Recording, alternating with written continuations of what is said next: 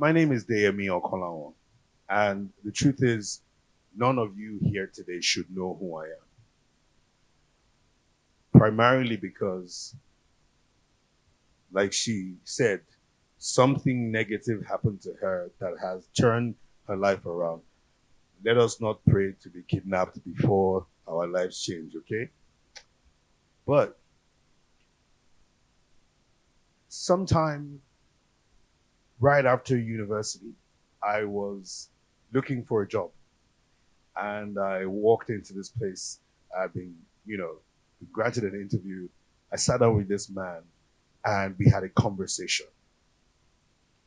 He was obviously impressed because even then, my English, even if I didn't have money, my English, I was very, you know, very deliberate, very intentional about it. And, I had some ideas and he was impressed. I could tell. 30 minutes later, he was like, you know what? Fantastic interview. Then he opened up my file and he looked up at me and he said, how can a young man that sounds so bright, someone that sounds so smart, finish with a third class degree? I was 25, 26, and I looked him straight in the eye. I promise you, it wasn't rehearsed, it wasn't anything I planned. And I said to him, sir, I may have finished with a third class degree, but I finished with a first class mind. And I'll explain that to you. Getting into university at the age of 16, my parents had said, hey, young man, you're too young to go to America to go and study. I was smart enough to get admission into University of Lagos Chemical Engineering. How don't you spend, the first 2 years here and then you go abroad and like your cousins? I said, fine. To the 16-year-old mind, that was, hey, time to play. So I did everything on campus, everything a young man can possibly do except read. I partied. I did. I don't want to go into the details of everything I did, but I did everything. And 2 years down the line, at the age of 18, now about to get into my third year, things had changed. My parents had gotten separated. The story had changed entirely. My village people were now in control. They were whispering into my parents' ears, my mother especially, that this young man is going to go wayward. Don't let him travel. And the decision was made that I was going to spend, the rest of the years, doing my BSc in Unilag. My semester GP at that point, ladies and gentlemen, was 0.79. A very strong pass. I had gotten a letter from the University of Lagos telling me that it was time for me to start packing my load and proceeding to the real world by myself, no degree. A course advisor that we had gone to speak with said, you know what, all he has to do is make a 1.0 semester GPA in the next exams, and he'll be fine. And so I started. I changed everything about myself. I changed my friends. I changed even what I was wearing to school because I promise you, I was one of the best dressed guys. And all my friends, my new friends, were either first class students or second class upper minimum. I was discriminating against my type. You see, because if you're going somewhere, you need to change as much of your environment as you can. You need to surround yourself with the goal that you have set for who you want to be. I didn't realize at the time, but that's what I was doing. I had gotten a clear vision of I need to get a 1.0 GPA and above. What that meant was me that I had not read in 2 years needed to now surround myself with really smart people. And I did that. And then I wasn't wearing nice clothes because when I'm going to class at night to study after a long day in school, I'll go and rest for 2 hours, then I'll go to class at night. And What that do did for me was that I will make sure that I am wearing my worst clothes so that I don't branch at Moremi and go and say hello. Uh, good. So I was removing distractions from my life. Ladies and gentlemen, at the end of that semester, when the results came out, I had a 3.0 GPA. And I kept studying and studying and studying every semester. My semester GPA kept going up.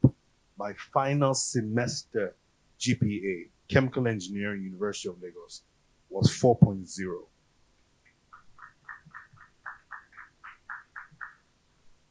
There's something called cumulative GPA, ladies and gentlemen. You can run, but you cannot hide.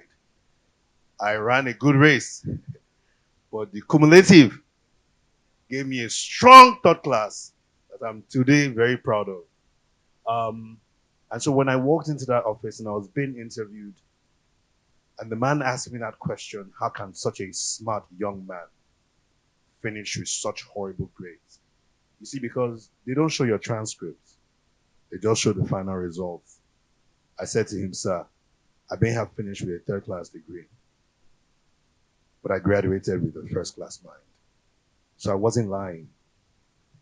I was telling the truth, but it was a truth that I had discovered. It was a truth that I had made happen in a sense. You see, I find and have found since then that I've refused to allow myself to be limited by anything, by circumstances, by labels, whatsoever society has decided for someone like me, whatever family members, whatever people around, whatever it is. I've always decided that I will not be labeled. I will not be defined. And so I was, of course, I didn't get the job, by the way, in case you were wondering whether I didn't get the job. You can say all you want, but third class is third class. And I discovered I needed to find another way forward. While I was on campus studying engineering, I was also in drama in school fellowship. At the same time, I was selling bread and cake on campus. I wake up in the morning, go around, sell my bread and cake, and then go to class. I didn't realize that in this pursuit of trying to make money, I was learning a skill. Got out of school, I got employed by the company that I was selling their bread and cake. And that's how I went from engineering to sales and marketing, my first job as sales manager in the company, because it is not the paper that is the most important, it's the experience, it's the expertise. And I realized that. Getting into the job market, I said, you know what? I came out with a third class degree in chemical engineering, but I know sales and marketing. And so I proved to company after company, organization after organization, that I knew my onions. I knew how to speak. I knew how to sell. I knew how to present myself properly. And I started to grow in sales and marketing. For 10 years, I was in sales and marketing up until I was the head of marketing for a global organization. And this is where I really came to tell you, like, that's the real story I really came to tell you. You see, because at the time when I graduated, I decided, you know what? I don't know anything. All my friends had skills, they had good grades. I don't know anything. What can I do? I've been selling this cake and bread. And so I decided, you know what? I know how to sell. So how about I set a goal? You know what this goal was?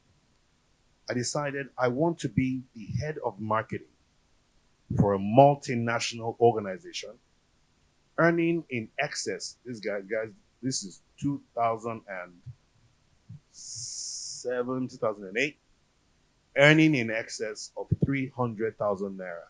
I had calculated to the T how much I needed every month, and it was for food, transportation, communication, even small enjoyment. I calculated 300,000 naira and I wrote it down.